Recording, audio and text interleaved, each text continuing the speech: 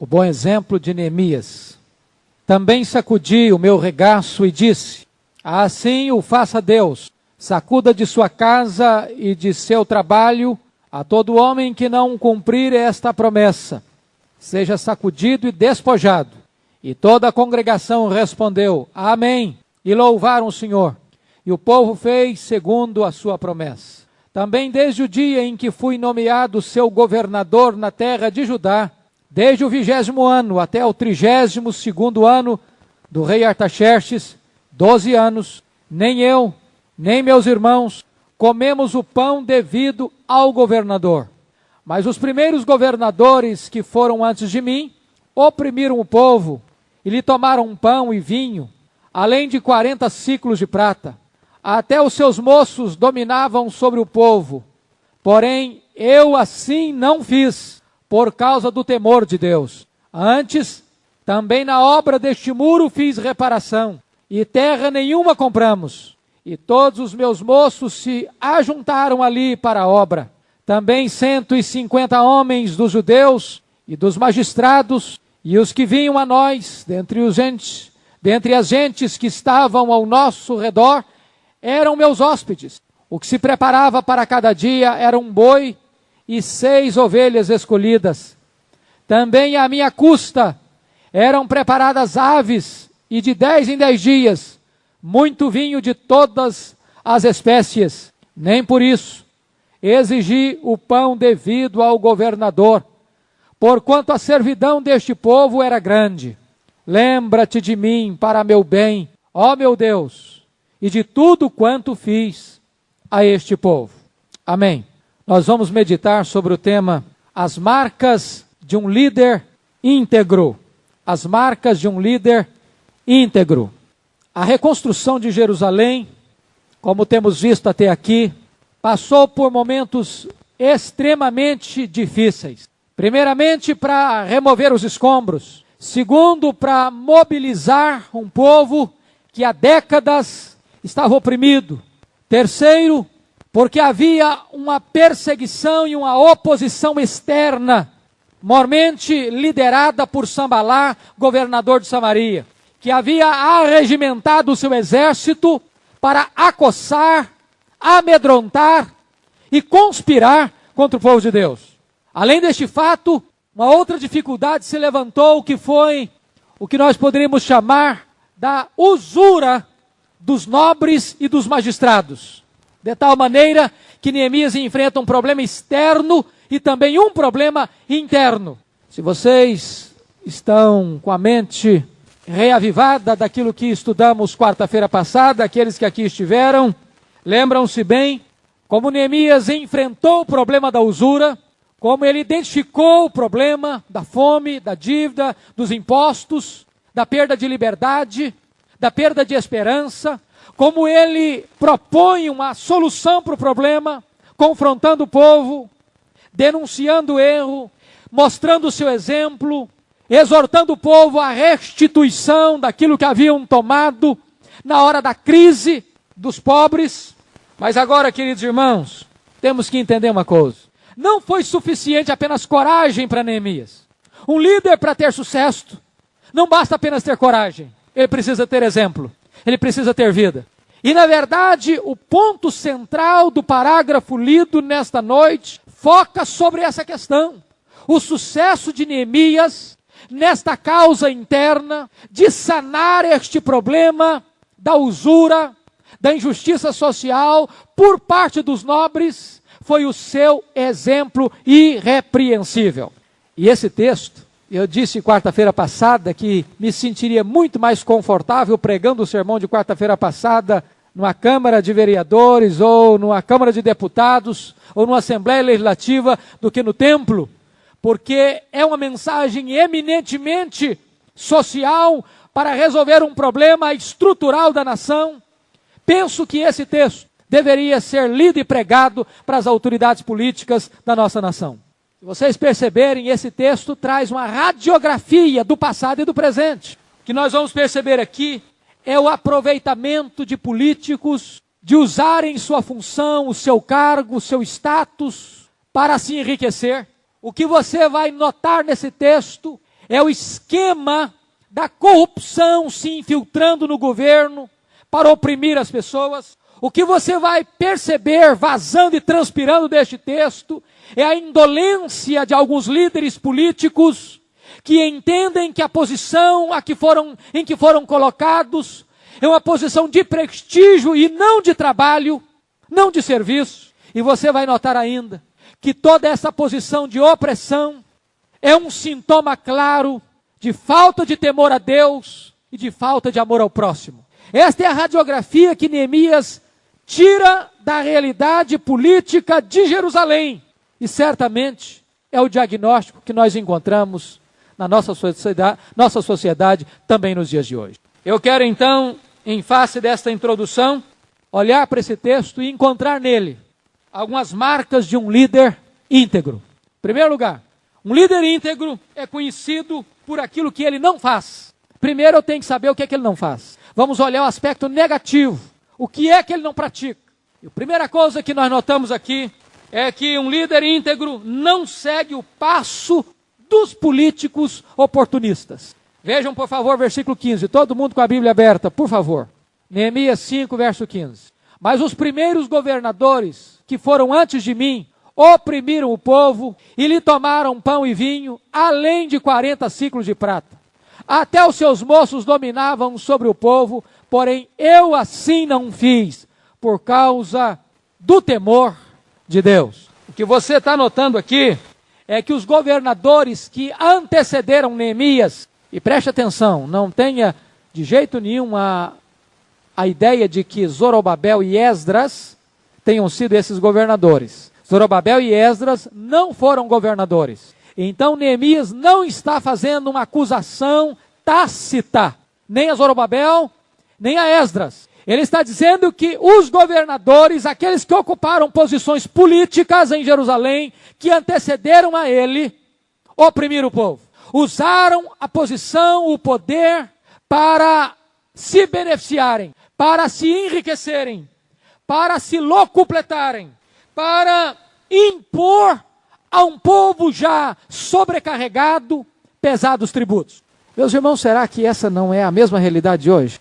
Nós estamos aí perplexos, por que não dizer escandalizados, com a proposta daquele que foi eleito presidente da Câmara dos Deputados, que se elege com a bandeira de quase dobrar o salário dos deputados, numa época de crise, numa época em que o salário mínimo não pode subir, numa época em que os pobres estão cada vez mais oprimidos, e a classe política que deveria estar pensando no povo, pensando em aliviar a carga do povo, pensando no bem coletivo, pensando no bem da nação, está apenas defendendo interesses particulares e pessoais. A situação que Neemias encontra neste tempo, há 2.500 anos, é a mesma realidade dos dias de hoje. Estamos perplexos quando a Assembleia Legislativa do nosso Estado está aprovando salários onde os deputados terão um salário maior do que o nosso governador.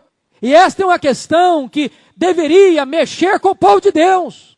A inconformação com essa postura, da mesma maneira que esta situação trouxe em Neemias o que ele chamou de muito lhe desagradou. E ele chega ao ponto de denunciar essa questão. Talvez, irmãos, um dos maiores problemas da nação brasileira seja o que nós chamaríamos de corrupção cultural.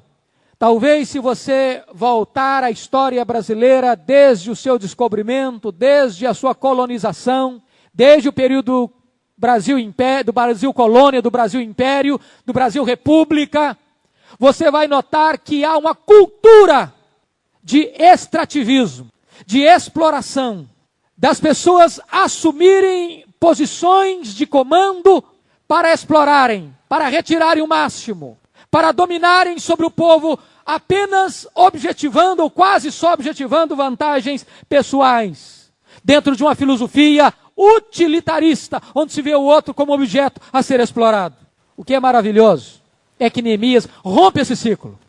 Neemias interrompe essa cadeia de corrupção, dizendo: os governadores que foram antes de mim exploraram, oprimiram o povo, mas eu assim não fiz. Eu assim não fiz. Ele rompe com aquilo que poderíamos chamar da cultura tradicional da política de Jerusalém. E propõe uma nova postura, uma nova ética, uma nova conduta política e moral para a cidade de Jerusalém. Ele faz reformas de contenção de despesa. E o primeiro nome da lista é o seu próprio nome. Segunda coisa que um líder íntegro não faz. Ele não permite esquemas de corrupção e opressão no seu governo. Olha, por favor, versículo 15, parte B. Quando diz aí que não apenas os governadores oprimiam o povo e lhe tomavam pão e vinho, além de 40 ciclos de prata, preste atenção agora, até os seus moços dominavam sobre o povo. O que é isso? Até os seus moços dominavam sobre o povo. O que está acontecendo aqui é que não apenas os supremos mandatários oprimiam, mas havia uma rede, havia uma malha, havia um esquema. O segundo escalão, o terceiro escalão, ou seja, a corrupção estava instalada na medula de todo o sistema político de Jerusalém. De tal maneira que o povo não tinha escapatória. Havia, na verdade, um esquema de opressão, de extorsão, de aproveitamento. Os subordinados dos reis, dos governadores de Jerusalém, mordiam sem piedade o povo. E Neemias, quando assume o governo em Jerusalém, ele diz que os seus homens, que os seus moços, longe de oprimirem o povo, longe de montarem um esquema de corrupção, tinham que trabalhar, tinham que pôr a mão na massa, tinham que ir com ele para a obra do muro. Não apenas não podiam oprimir o povo, mas tinham que trabalhar para o povo. Essa era a proposta de uma política séria, honesta e íntegra de Neemias na cidade de Jerusalém como seu governador. A terceira coisa que Neemias não faz como um líder íntegro, ele não aproveita a miséria alheia para enriquecer-se. Olha o versículo 16, por favor. Antes, também na obra deste muro fiz reparação. Agora, grife essa frase. E terra nenhuma compramos. Por que Neemias fala sobre isso? Porque o que você vai notar é que essa fora a postura dos nobres e dos magistrados que ele tinha denunciado. O que estava acontecendo em Jerusalém, que nós vimos quarta-feira passada, no capítulo 5, versos de 1 a 4, é que o povo empobrecido não tinha o que comer para trabalhar na reconstrução do muro, então ia para comprar trigo, comprava o trigo por um preço majorado, às vezes por problemas de seca ou outras questões, tinham que pegar dinheiro emprestado para pagar os impostos à Pérsia, dinheiro a juro com juros altos. Daqui a pouquinho este povo não tinha condições de saldar essa dívida, e esses nobres e magistrados tomavam as vinhas, as propriedades, os filhos, as filhas, e o povo agora estava oprimido, porque a liderança de Jerusalém aproveitava um momento de desespero do povo para se beneficiar, para se enriquecer. Neemias diz, eu não fiz isso. Vocês já perceberam que a crise sempre interessa para um grupo? Quanto maior for a crise, mais algumas pessoas inescrupulosas se enriquecem, porque aproveitam o desespero do pobre, que precisa sobreviver, e acaba assumindo compromissos pesados, na hora do desespero, fazendo negócios que muitas vezes são absolutamente abusivos em detrimento próprio, e para cumprir e honrar o compromisso, acabam perdendo tudo o que tem. Neemias diz, eu não aproveitei do momento de crise do meu povo para me enriquecer. Nós não compramos terras, nós não nos enriquecemos por meios ilícitos, nem por meios injustos. Pelo contrário, a atitude de Neemias é tão magnífica, que você vai notar lá no capítulo 4, verso 8, que Neemias comprou judeus lá da Pérsia, que eram escravos, com o dinheiro do seu bolso. Agora, no capítulo 5, verso 10, Neemias informa que ele ajudou as pessoas necessitadas, emprestando dinheiro, não cobrando juro, e agora que essas pessoas pobres não podiam pagar, diz: eu dei de mão desse dinheiro emprestado. Ou seja, é um líder que não está interessado nos bens do povo, mas no bem do povo. Não está interessado no dinheiro do povo, mas no bem-estar do povo. Não está interessado na sua riqueza pessoal, mas no bem-estar da nação. Agora, queridos irmãos, tendo olhado o aspecto negativo, vamos olhar o segundo ponto do nosso estudo. Primeiro, então, o que é que um líder íntegro não faz? Agora vamos olhar o segundo ponto, o que é que um líder íntegro faz? O que é que ele faz? Em primeiro lugar, ele transforma a crise em oportunidade. Eu acho isso maravilhoso, porque se você notar o versículo 1 do capítulo 5, é uma situação desesperadora. A obra do muro tinha parado porque os inimigos de fora estavam ameaçando, espalhando boataria, dizendo que ia entrar no meio do povo e ia matar o povo. E desestabiliza a unidade do povo. E Neemias precisa reunir o povo e botar guardas e vigiar e encorajar e etc e tal. Agora, a obra para, porque o povo está trazendo um clamor a Neemias. Olha, Neemias, nós não podemos mais trabalhar, não tem pão na nossa panela, não tem comida na nossa despensa, nós estamos perdendo as nossas vinhas, estamos perdendo as nossas propriedades, estamos perdendo os nossos filhos. Para quem? Para os inimigos? Não, para os nossos irmãos. Para os nossos irmãos.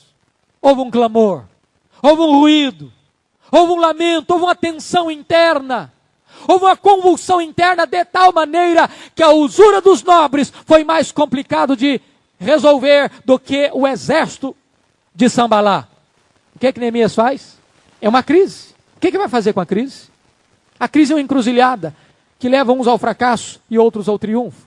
Neemias aproveita o momento de crise para chamar os nobres, os magistrados, exortá-los, corrigi-los, motivá-los a agirem com temor a Deus e com justiça e amor ao próximo. E a correção deste mal social, diz o versículo 13, que provoca, em vez de lamento, uma exultação de louvor a Deus. E o povo diz: amém! E eles louvaram ao Senhor. Olha que coisa fantástica. Transforma a crise em oportunidade de bênção para toda a nação. Meus queridos irmãos, talvez esse seja um dos momentos mais críticos do papel da liderança. Ser líder é viver lidando e administrando tensões externas e internas.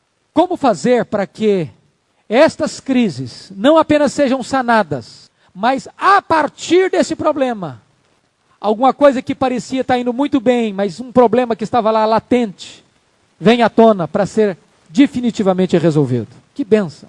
A capacidade de Neemias em transformar crise em oportunidades. Segunda coisa que ele fez, irmãos. Neemias dá mais valor ao bem público do que a remuneração pessoal. Veja, por favor, versículo 14. Ele diz aí: também desde o dia em que fui nomeado seu governador na terra de Judá, desde o 20º ano até o 32º de Artaxerxes, 12 anos, nem eu nem meus irmãos comemos o pão devido ao governador. Você nota que se os governadores anteriores a ele exorbitavam do seu poder, oprimindo o povo, Neemias agora age tão diferentemente dos primeiros, que não apenas ele não oprime o povo, mas ele abre mão de direitos legítimos, por amor ao povo. Ou seja, ele não é governador por interesses pessoais, ele não é governador porque está interessado no status de governador, no salário de governador, nas vantagens de ser governador.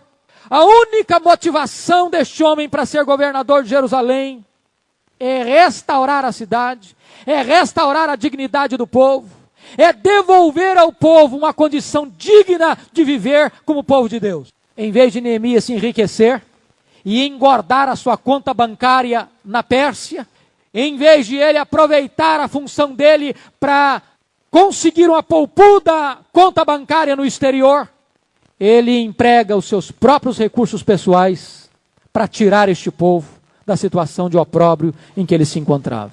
Hoje tantas vezes ficamos tristes quando lemos de tantos homens públicos que se aproveitam da posição de liderança para explorar, para surrupiar, para acumular bens mal adquiridos, para manterem contas absolutamente gigantescas nos paraísos financeiros, tirando da boca do pobre, tirando daquelas causas mais urgentes e mais nobres os recursos que deveriam estar sendo investidos no bem da nação. Esse texto denuncia esse tipo de prática. A terceira coisa, irmãos, que Neemias nos ensina, que um líder íntegro nos ensina, ele dá mais valor ao trabalho do que à indolência luxuriosa. Olha, por favor, o versículo 16.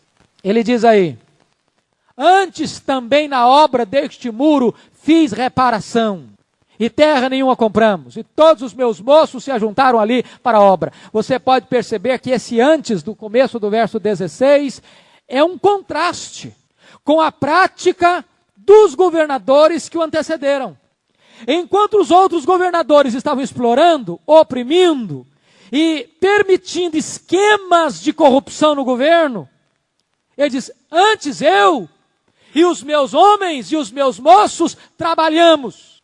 Coisa maravilhosa é quando pode ter uma liderança que o povo nota que ele está mais interessado no trabalho, no bem do povo, do que no seu bem pessoal, do que no seu salário pessoal, do que nas vantagens pessoais. O povo sabe identificar essa diferença. Meus queridos irmãos, é triste perceber esta situação que nós estamos vivendo hoje. Eu fiquei muito chocado certa feita quando fui procurado pela esposa de um candidato a vereador de uma cidade do interior certa feita, e ela veio me pedir ajuda para a candidatura do seu marido, e eu tive que ser claro e franco com ela. Falei: minha senhora, depois da sua fala, se eu intencionava votar no seu marido, não posso votar mais. Porque a proposta dela é a seguinte: meu marido está querendo ser eleito vereador, porque precisamos arranjar emprego para a nossa família, para os nossos parentes, precisamos arranjar uma situação de estabilidade financeira para todos nós. Eu fiquei triste, decepcionado, porque é exatamente o contrário que deva ser o espírito de um homem público. Este é o espírito de Neemias. Ele não está buscando vantagens próprias e pessoais, nem para os seus associados. Nós estamos trabalhando, nosso projeto é trabalhar, o nosso plano é abençoar o povo, não explorar o povo. Temos que pedir a Deus que nos dê políticos com a fibra de Neemias. Gente séria, abnegada, trabalhadora. Mas, queridos irmãos, em quarto lugar, um líder íntegro dá mais valor à benevolência do que à política do levar vantagem em tudo. Veja você o verso 18. Verso 18. O que se preparava para cada dia era um boi e 6 ovelhas escolhidas. Também a minha custa, preste atenção nisso, também à minha custa eram preparadas aves e de 10 em 10 dias muito vinho de todas as espécies. Nem por isso exigiu o pão devido ao governador. Ou seja, esse homem não apenas não explora, esse homem abre a sua casa, esse homem abre o seu bolso, esse homem abre a sua mesa para a hospitalidade, para dar suporte aos trabalhadores que estão restaurando a cidade de Jerusalém. Ele diz: eu não apenas fiz isso às minhas custas, como não exigi o pão devido ao governador. Era devido a ele. Se ele cobrasse, eu não estaria fazendo nada injusto. Mas ele abre mão. Ele abre mão. Eu não sei, mas quantas vezes, queridos irmãos, nós temos percebido que as pessoas têm muita dificuldade de abrir mão daquilo que é direito. Que é direito. Se é direito, não se abre mão por nada. Neemias é um homem que nos ensinou a abrir mão, mesmo quando se tem direito. Este foi o espírito dele, como governador de Jerusalém. Mas em último lugar, o último ponto aqui, o que um líder eficaz, um líder íntegro faz? Ele dá mais valor à integridade do que a vantagens pessoais. Preste atenção no verso 14. Também desde o dia em que fui nomeado seu governador na terra de Judá, desde o 20º ano até o 32º ano do rei Artaxerxes, 12 anos, nem eu nem meus irmãos comemos o pão devido ao governador. O princípio que eu quero chamar a sua atenção. Neemias mantém sua integridade intacta durante todo o tempo em que ele é governador de Jerusalém. Quantos de nós se lembra das esperanças que foram plantadas no nosso coração por alguns candidatos, por alguns políticos, que levantaram a bandeira da integridade, do saneamento moral, do combate rigoroso à corrupção, de proporem fazer uma faxina nos corredores do poder, quando lá chegarem. E nós apostamos na proposta de integridade dessas pessoas, para logo depois ficarmos escandalizados, chocados, perplexos, ao percebermos que quando se abriu a tampa do abismo, levantou-se um cheiro de enxofre que tomou conta do ar.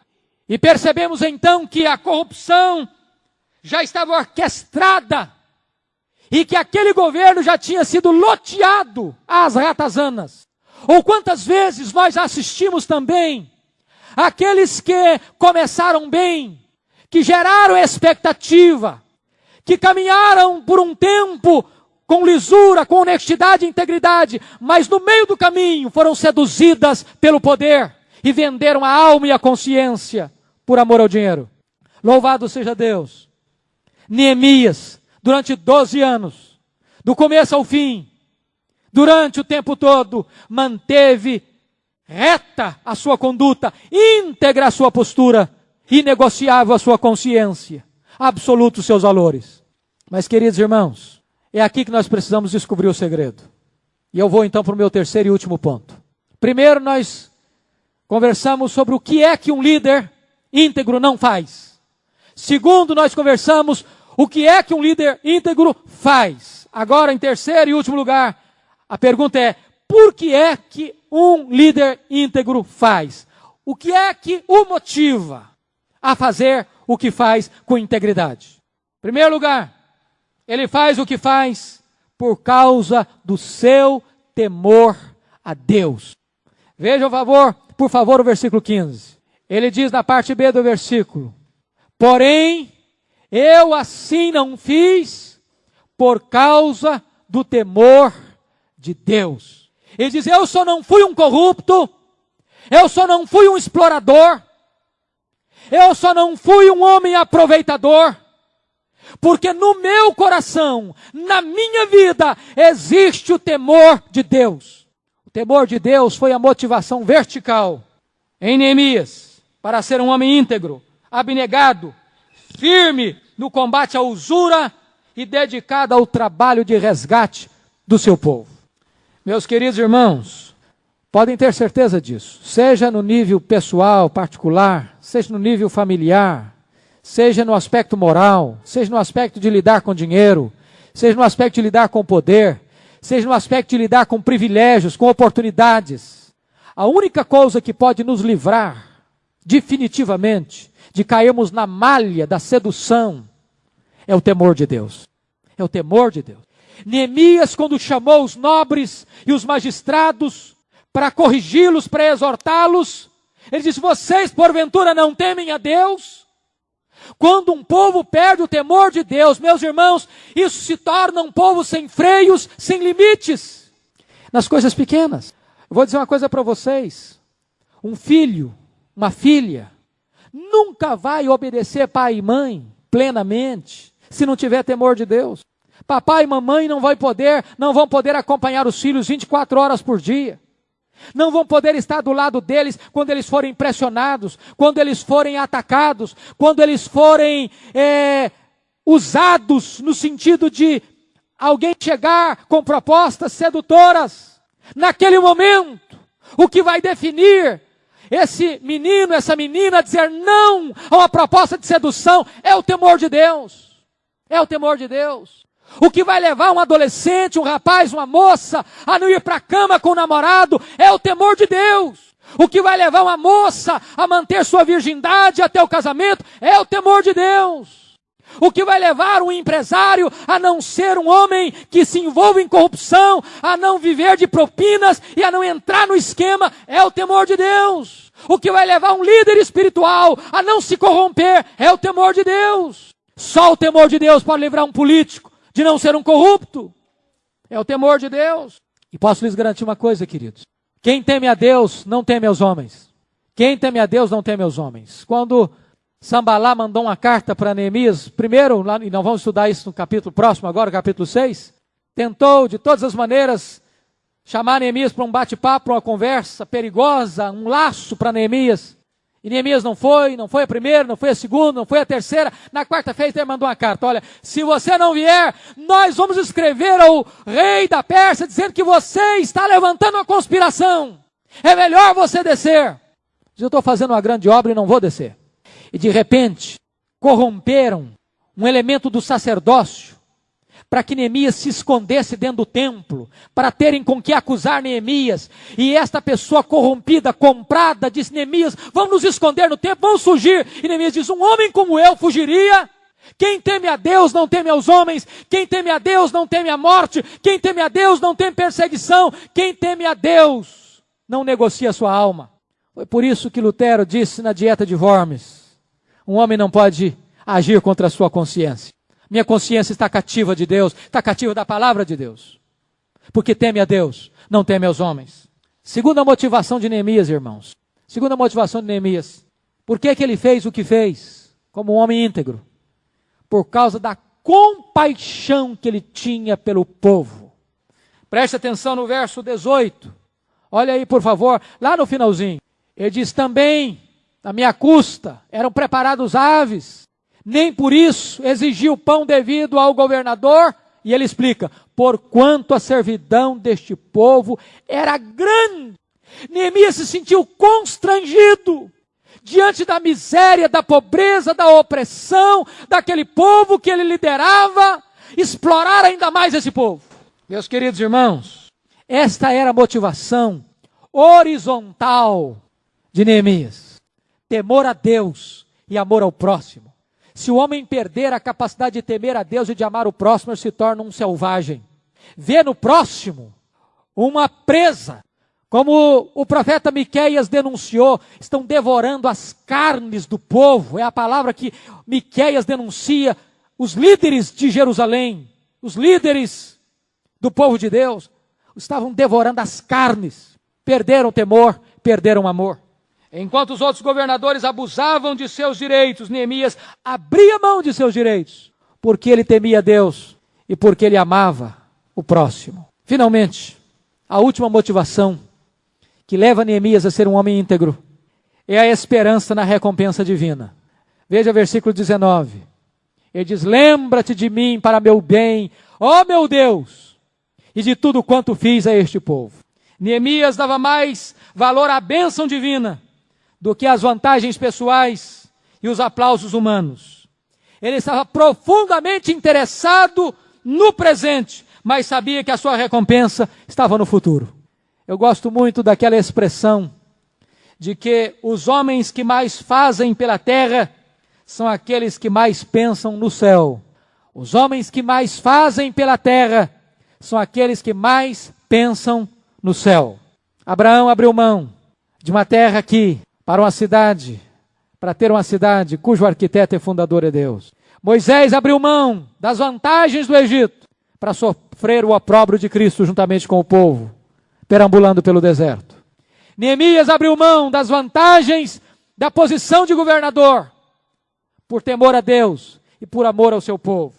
O coração de Neemias estava em Deus, estava na herança e na recompensa que ele receberia de Deus. Se Neemias vivesse entre nós, talvez ele cantasse o cântico: aqui não é meu lar, um viajante sou, meu lar é lá no céu, Jesus já preparou. Ele entendia isso. Coração, os olhos dele estavam lá, e por isso ele ora. E eu gostaria que você pudesse parar e pensar nessa oração de Neemias. Quem pode fazer tal oração? Lembra-te de mim, meu Deus, para o meu bem, pelo bem que eu tenho feito a este povo. Você poderia fazer essa oração? Você poderia dizer: Deus, lembra-te de mim, para o meu bem, pelo bem que eu tenho feito ao teu povo, Senhor. Por que ele podia fazer essa oração? Porque ele era um homem que tinha o coração em Deus e o coração no povo de Deus. Quando é que esta oração pode e deve ser feita? Neemias faz esta oração, sabe por quê? Sabe por que ele está fazendo essa oração? É porque, a despeito de tudo que Neemias está fazendo por Jerusalém, se você notar, está existindo ainda uma conspiração velada contra ele, interna e externamente. E Neemias percebe essas coisas. E então, ele abre o seu coração com Deus e diz: lembra-te de mim, Senhor, para o meu bem, pelo bem que eu tenho feito a este povo. E ele tem convicção da resposta. Primeiro, porque Deus não é apenas Deus. Ele diz: meu Deus é o Deus da sua vida. Ele sabe que Deus é justo. E ele sabe que quando ele faz o bem do povo de Deus, isto alegra o coração de Deus. E eu termino fazendo aqui 4 afirmativas para a nossa reflexão. O que é que a vida de Neemias nos ensina? Primeiro, a vida de Neemias nos ensina que um homem pode ser diferente do seu meio. Há um ditado entre nós que quem entra na política sempre se corrompe. Daniel não se corrompeu. Neemias não se corrompeu. É possível um homem manter-se íntegro num mar de lama. Neemias foi um deles. Segundo, a vida de Neemias nos ensina que a autoridade do líder é fruto do seu exemplo. Neemias só conseguiu o que conseguiu em Jerusalém porque ele teve a autoridade de dizer para o povo: olha, siga o meu exemplo, façam como eu faço. Os outros que me antecederam agiram de forma abusiva, mas eu assim não fiz por causa do meu temor a Deus. Terceiro, a vida de Neemias nos ensina que quanto mais andamos perto de Deus, mais podemos ajudar as pessoas. Isso é muito importante. Se você ler na história, as pessoas mais afinadas às causas sociais foram aquelas pessoas que mais andaram na intimidade de Deus. Porque é impossível amar a Deus a quem não vemos, sem amar o nosso próximo a quem vemos. Finalmente, a vida de Neemias nos ensina que a nossa recompensa vem de Deus e não do reconhecimento dos homens. Não se frustre se depois de uma vida inteira dedicada à causa dos outros, você não receber os aplausos dos outros. Então é tempo de fazer a oração de Neemias. Lembra-te de mim, Senhor, para o meu bem, pelo bem que eu tenho feito a este povo. Que Deus abençoe você. Que Deus anime o seu coração. Que você, como cidadão do céu e cidadão da terra, seja um homem e uma mulher íntegros na presença de Deus, para a glória de Deus. Amém.